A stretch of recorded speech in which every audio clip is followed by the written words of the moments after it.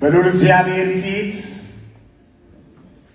በእኔም በባሪያውና በቅድስት ቤተ ክርስቲያን ፊት በገባችሁትና በሰማሁት ቃል ኪዳን መሰረት ከአሁን ሰዓት ጀምሮ በእግዚአብሔር አብ፣ በእግዚአብሔር ወልድ፣ በእግዚአብሔር መንፈስ ቅዱስ አንድ አምላክ ስም ባልና ሚስት ናችሁ።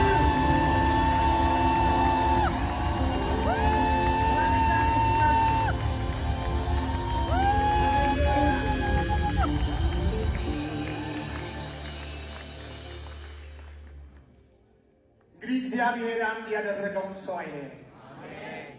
እንግዲህ እግዚአብሔር አንድ ያደረገውን ሰው አይለየም። እንግዲህ እግዚአብሔር አንድ ያደረገውን ሰው አይለየም። አሜን። በሆነው በክርስቶስ ኢየሱስ ስም ለዘላለም አሜን።